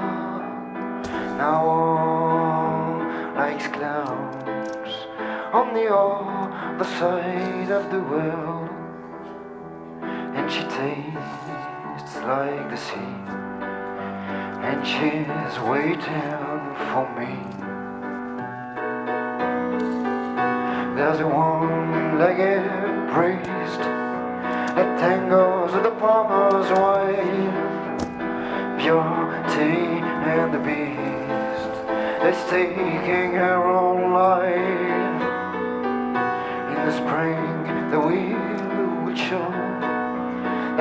back the only rose, and he gave it to his girl on the other side of the world. And he gave it to his girl on the other side.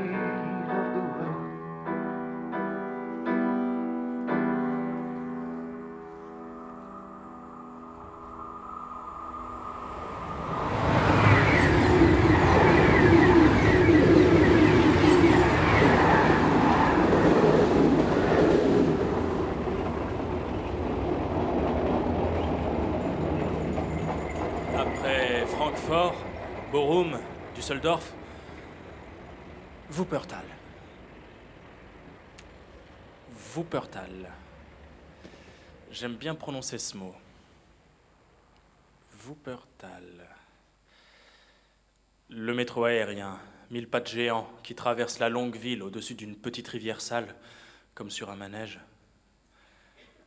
Wuppertal. La deuxième lettre de Henri Dutheil, datée de 47. Combien de fois ai-je failli renoncer à cette recherche, mais ce Klutz est un démon. Je ne sais plus qui suit l'autre, c'est lui qui m'a entraîné à Wuppertal. C'est une ville effrayante, j'ai bien peur que cette histoire ne finisse mal.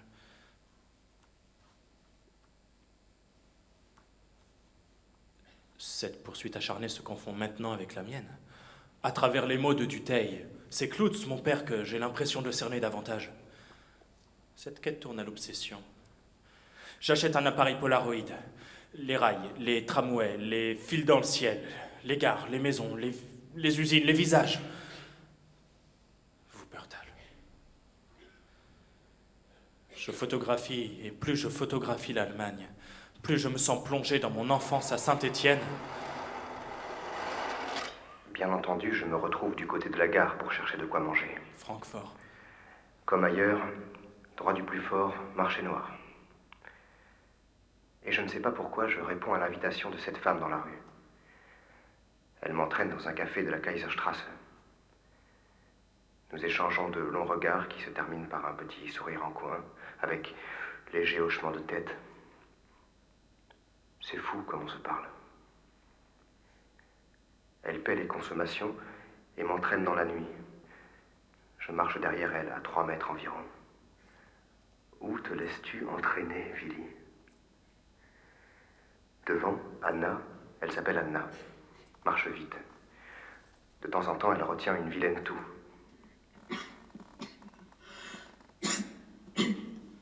Phtisie. Phtisie, marché noir, droit du plus fort, syphilis. Phtisie, marché noir, droit du plus fort, syphilis. Qu'as-tu à perdre, Willy? Tes couilles? Le noir est total, juste la tache claire de l'imperméable. Elle s'arrête, se retourne, j'arrive à sa hauteur, elle m'embrasse. Da wären wir. La cave est coquettement aménagée. Un lit à barreaux de cuivre trône au milieu de la pièce, sur une petite estrade. Les murs sont tapissés de journaux. Un tissu accroché au plafond par les 4 coins donne au lit une allure de vaisseau. Anna allume une multitude de bougies. Sur une étagère, je remarque une série de boîtes de corned beef. Elle en ouvre une en chantonnant une très vieille chanson allemande. Derrière cet éraillement, on devine une sacrée voix juste, rythmée, fascinante. Je ne me doutais pas que l'on puisse à ce point tomber amoureux d'une voix. Wirst du Besuch? Plus maintenant. Hab heute einen guten Tag. Je n'ai rien à perdre. Nous faisons l'amour. Les titres des vieux journaux vacillent à la lueur de la dernière bougie, se gondolent sous l'humidité des murs. Je m'endors avec un titre rongé par le moisi au-dessus de ma tête. Hitler est-il mort? Le lendemain, je ne suis pas mort, mais je suis différent. Je me réveille, comment dit-on? Erwachsen. Adulte. Mon passé entre dans le domaine de l'oubli. Francfort. J'empoche un ordre de mission bidon me permettant de circuler librement dans toutes les zones occupées. Autant chercher une aiguille dans un tas de fumier. Je marche dans les rues désertes, suivant au hasard les rails d'un tramway. Je joue avec mon ombre sur les ruines crantées. Un cafard immense m'enveloppe. Je suis maintenant sur un étroit sentier, entouré de gravats. Les maisons ont grignoté la rue. Je repense à ce que dit René. L'Allemagne est vraiment en train de payer sa dette.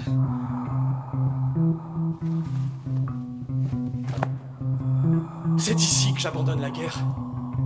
Assis sur ces cailloux, sur des milliers de morts, entourés d'herbes grises, de ferrailles tordues et de pierres éclatées. Ma place est à Saint-Dié, avec Henriette. Et pas sur ce terrain vague, les entrailles rongées par le souvenir des morts. Je dois laisser Klutz à sa peur. Ma décision est prise. Je prendrai le train, je vais donner ma démission à Baden et rentrer à Saint-Dié.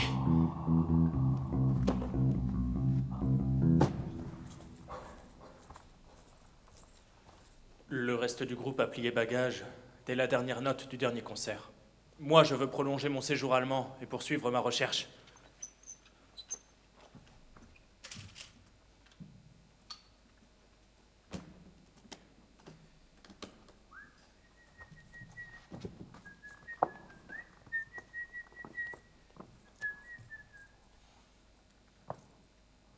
Hambourg m'a happé durant 3 jours et 3 nuits. Hambourg ne dort jamais. Dans les bars sordides du port, je me suis gavé de bière, de poissons succulents sur le Fischmarkt. J'ai joué jusqu'à l'épuisement aux appareils électroniques. Je me suis promené jusqu'à l'écœurement dans les supermarchés de fesses. Durant 3 jours et 3 nuits, j'ai ingurgité de l'Occident. Ça ne passe plus. Et maintenant, plus possible de recracher ce dégoût à travers la musique. La tournée est terminée. Le train, encore, traverse une ville en ruine, une interminable ville, avec ça et là des cheminées d'usines et des puits de mines. C'est la Ruhr. Je me rends à Wuppertal, chez les parents d'Anna. Janvier 47. Anna, qui bientôt me rejoindra. Anna, qui a balayé mon passé, oui. Mes souvenirs se dissipent. Odette, la France, ma faute, font maintenant partie de l'histoire ancienne. Dans la salle d'attente, je lis et je relis des graffitis sur le mur sale. Donnez-nous à bouffer, sinon nous n'oublierons pas Hitler et l'Allemagne a perdu la tête. Deutschland hat den Kopf verloren. Deutschland hat den Kopf verloren. Je n'arrive pas à me défaire de cette phrase. J'attends, en pensant à Anna, en chantonnant la vieille chanson qu'elle chantait la première fois. Je chante, mais c'est sa voix que j'entends.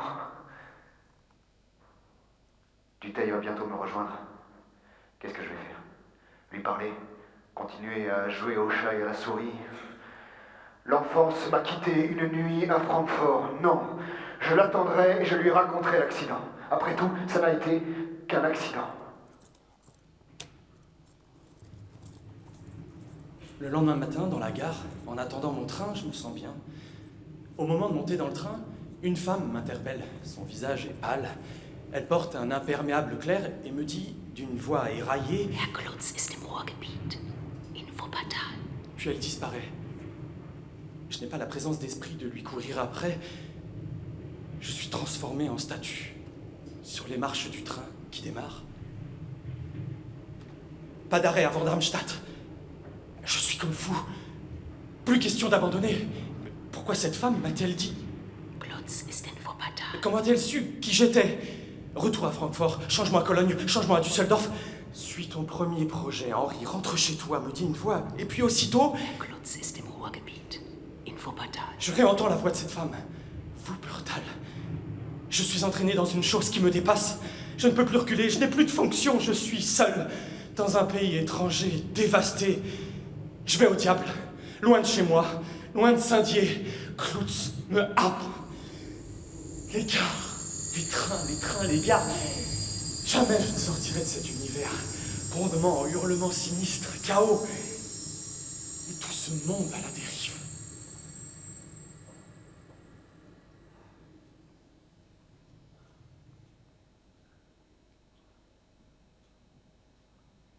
Mis à part le bourdonnement du train dans ma tête, le silence est total.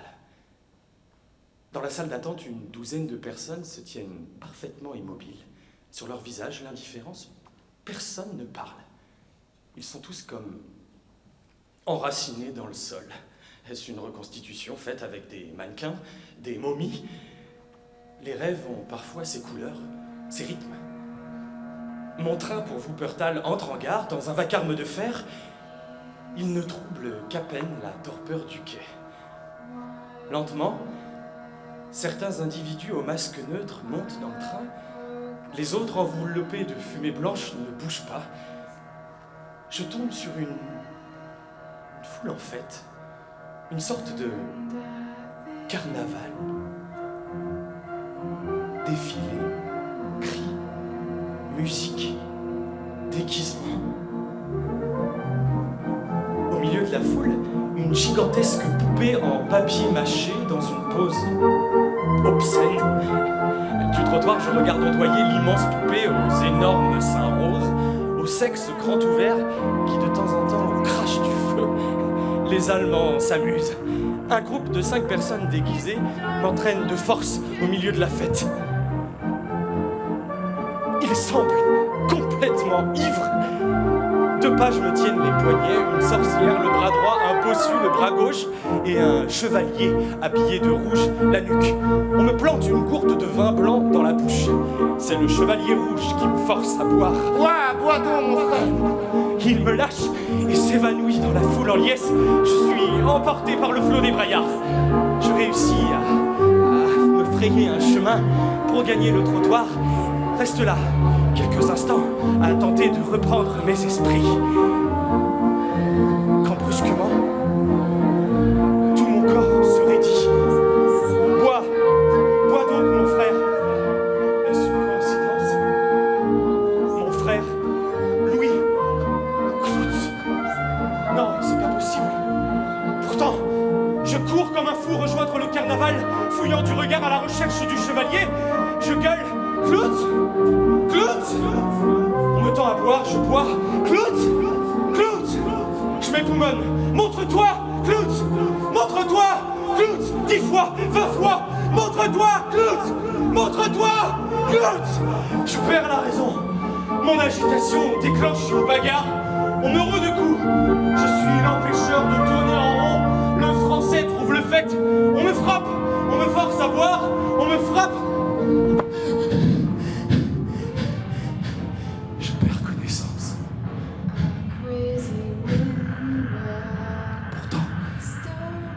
J'ai encore longtemps conscience des sons qui m'entourent.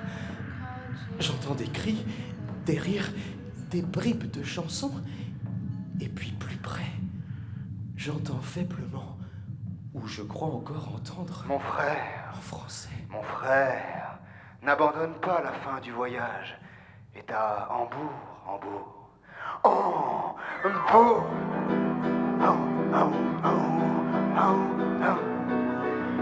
With a rebel tie and the string of pearls with one good eye.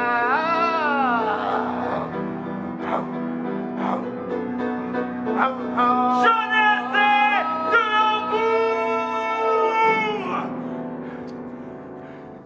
Du quartier de St. Pauli. Des prostituées qui nous accrochent tous les mètres, des bars à marins, du poisson et des bières. C'est à la gare de Hambourg que, comme je l'ai fait dans chaque ville, machinalement, je regarde l'annuaire téléphonique. Parmi les 10 Cloutz qui y figurent, un seul, sans prénom, attire mon attention. Un pressentiment. L'homme au bout du fil me dit qu'un membre de sa famille, Wilhelm Cloutz, habite à l'Est, à Rostock. Il me donne une adresse. Savoir enfin qui est cet homme, ce mystérieux teuton de père. Je loue une voiture, une Opel. J'achète une carte. Direction Lübeck, poste frontière de Schlutup.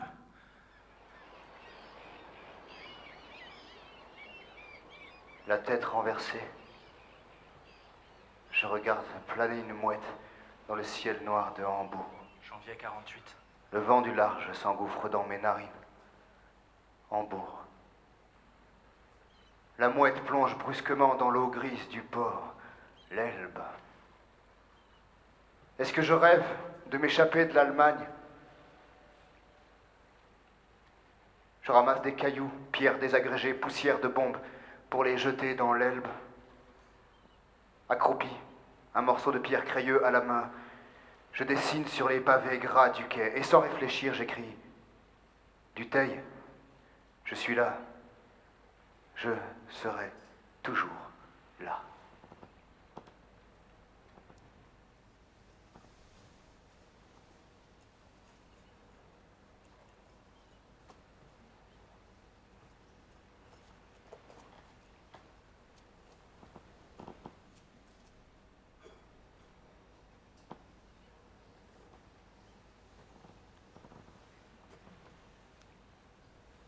À peine arrivé à Hambourg, j'ai trouvé ce travail au chantier naval. J'ai été choisi parmi une centaine de pauvres types chômeurs comme moi. En 2 jours, nous avons trouvé Rudolf, un cousin d'Anna, qui nous loue une petite chambre au-dessus de son bistrot crasseux. Un soir, je lui ai proposé de l'aider à rendre son bistrot plus présentable. Je lui ai parlé aussi de cette idée d'hôtel avec les 8 chambres du haut.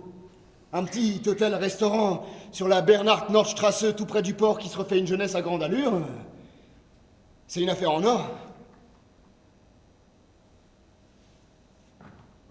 Anna arrive en souriant, puis ses yeux se portent sur l'inscription au sol.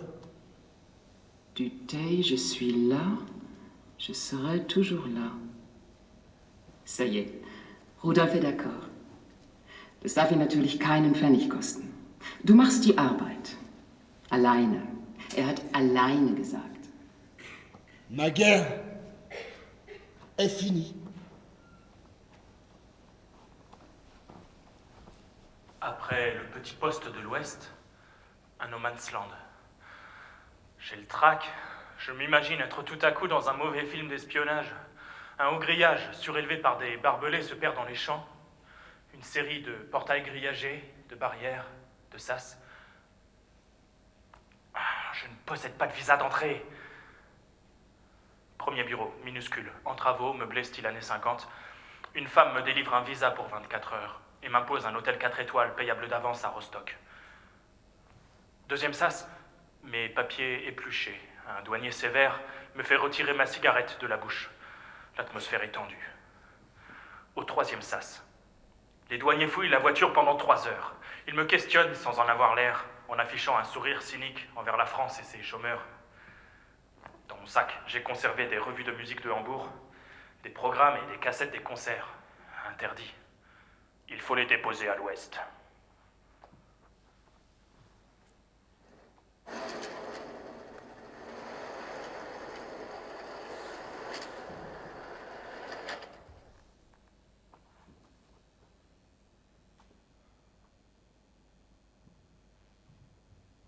Maintenant, je roule sur une petite route pavée de l'Est. Je n'en reviens pas. La différence. Je ne croise que de rares voitures, petites et carrées. Aucun panneau publicitaire, si ce n'est à la gloire des travailleurs de l'amitié germano-soviétique. Pourquoi Même la terre. je me retrouve là, marchant le long de cette voie ferrée? Je ne m'en souviens pas. Juin 48. Je marche résolument, les pieds blessés par les cailloux aigus du ballast. Je marche, malgré le sang dans les chaussures. Flouc, flouc, flouc. Je marche d'un pas ferme. Mais j'ai oublié le but de cette marche. Dans le crâne, le silence total. Il faut absolument que je me parle. J'avance vers Hambourg. Hambourg. La fin du voyage a prédit le rêve. Klutz. Et mon frère, ce frère que je ne parviens pas à imaginer est mort. Bien sûr, au fond, j'en étais convaincu, mais parfois, le doute d'une fraction de seconde envahissait tout, alors impossible de me raisonner. C'est lui que je vais retrouver au bout du chemin. Allons, Henri, cesse de te raconter des histoires. Mort. Mort. Mort. À Rostock, en RDA. J'arrive trop tard pour rendre visite aux clowns de cette ville. Je dépose mes bagages dans la chambre de l'hôtel luxueux obligatoire et je m'enfonce dans les rues sombres du port. Rien à voir avec Hambourg. J'entre dans un café à peine visible de la rue, le seul apparemment. L'atmosphère est joyeuse. Attablé avec d'autres consommateurs, je bois des bières et de l'alcool de grain, séduit par la chaleur amicale de cet autre monde. Mes voisins ne mettent pas longtemps à m'adresser la parole, ils me prennent pour un marin étranger. Un homme à la moustache grise parle aussitôt de politique internationale, et bien que critique sur son pays, il n'a aucune envie de passer à l'ouest. Il va bientôt devenir mon guide dans Rostock by Night. Il s'appelle Dieter.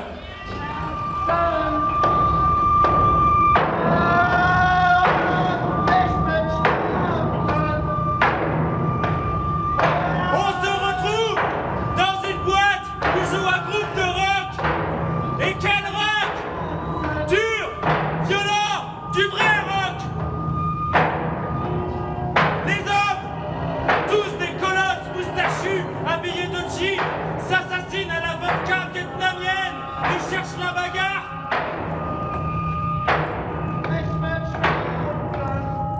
Les filles ont pas l'air d'avoir peur. J'ai pourtant l'habitude des salles de concert, mais là, je suis pas du tout à l'aise.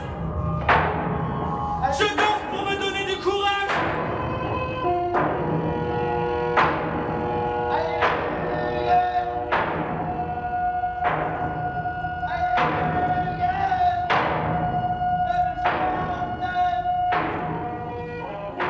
Je m'écroule dans ma chambre 4 étoiles, ivre de fatigue, de musique et de vodka.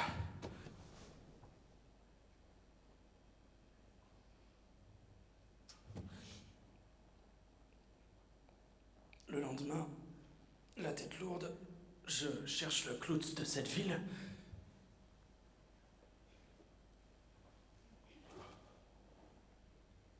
Au fond, je n'y crois pas. Wilhelm Klutz est un prétexte. Tout ce que je regarde s'imprime dans mes rétines. Je plonge dans mes racines allemandes, je fabrique mon histoire. Le Klutz de Rostock est une fausse piste, mais un homme me dit qu'en Thuringe, on trouve beaucoup de Klutz, que c'est un nom de là-bas, que lui-même est originaire de Erfurt. Je fais prolonger mon visa de 24 heures. Un passage à niveau à droite, un carré de lumière, le jappement d'un chien, du linge blanc étendu dans un jardin. La vie. J'approche de Hambourg. Je traverse les premières maisons des faubourgs. Winsen, Opte, Rosenweide, Boulen. La fin du voyage. À moins de m'enfoncer dans la mer. Mentalement, je fais le décompte. 3 ans. 3 ans que j'ai quitté le camp. 3 années passées à rechercher un homme, une ombre, une supposition. Les quelques lettres que j'ai écrites à ma mère, à Henriette, à Odette, constituent le seul lien. Sur la vieille autoroute de l'axe nord-sud de la RDA, dans l'Opel, j'invente des chansons. Par de petites routes, je traverse des villages cartes postales, encore le sentiment d'être plongé dans les années 50. Partout la présence russe. À une centaine de kilomètres de l'autre côté, les Américains manœuvrent.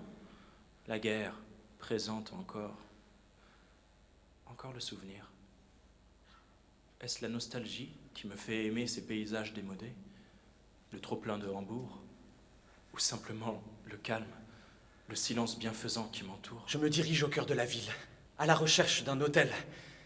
Attiré par l'odeur d'oignons grillés, je pénètre dans une buvette crèmerie. Des semaines s'écoulent, mon argent fond, je ne m'en soucie pas. Je prends tous mes repas à la buvette crèmerie. Je passe mes journées dans la ville, le port.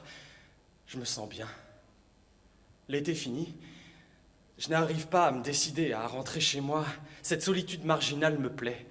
Plus de 3 mois de farniente sans but. Erfurt. Sans peur. La ville des Klutz. Sans ennui, je découvre ma paresse. J'ai faim, les restaurants ne servent plus. Un camionneur m'indique une épicerie à 200 mètres à droite. Les épiciers s'appellent Klutz. Ils font partie de la famille de Wilhelm, mais depuis 40 ans, ils n'ont plus entendu parler de lui. Par contre, son frère, Paul, passe de temps en temps les voir. Ce Paul Klutz habite Gotha, une petite ville à 25 km. Je regarde, écoute, hébété. Un matin, Je n'ai plus faim. le 12 septembre 1948, après avoir pris mon petit déjeuner, après avoir été chez le coiffeur et m'être acheté un costume prince de Galles, après ma promenade quotidienne sur le port, j'entre dans un bar, le Martin Pêcheur. Une femme essuie une table, tandis qu'un homme s'affaire derrière le comptoir. Je reconnais la femme, à la voix cassée de la gare de Francfort. Et l'homme, c'est Klutz. Longtemps, Paul Klutz me raconte ce qu'il sait de son frère Willy. Il l'a cru mort à la guerre et voilà que cette canaille a ressurgi il y a une quinzaine d'années, après 30 ans. Il a voulu revoir sa maison natale, sans se soucier de sa famille. Il a dit... Sa maison natale. Tu veux la voir?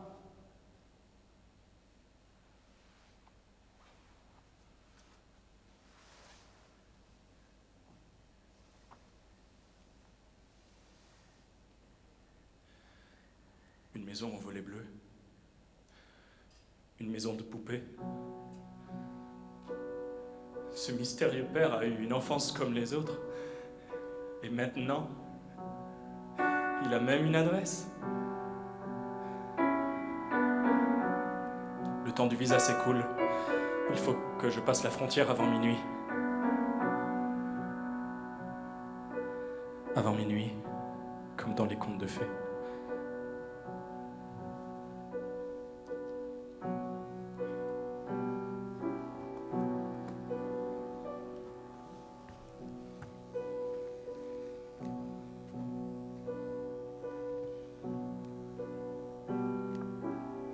En juillet 82, j'arrive au terme de mon voyage. Des milliers de kilomètres à travers les deux Allemagnes pour me retrouver tout près de mon point de départ, à une vingtaine de kilomètres de Mannheim. Un petit village devenu banlieue. Seule la petite place a conservé son aspect rural. C'est sur cette place de la voiture que j'attends l'arrivée du patron du Stauferstube, un café, chez les nerfs à vif.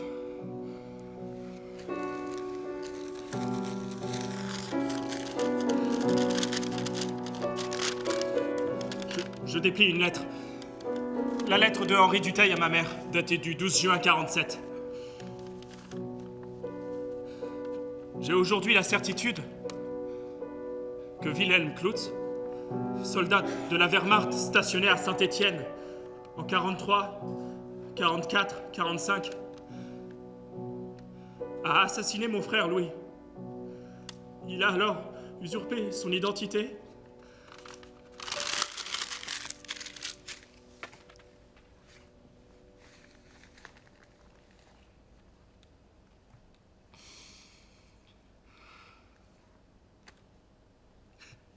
J'avais souvent, pendant mon adolescence, imaginé la rencontre avec ce père. Je la voyais brutale. Aujourd'hui, je n'ai aucune envie de me venger. J'ai simplement le trac.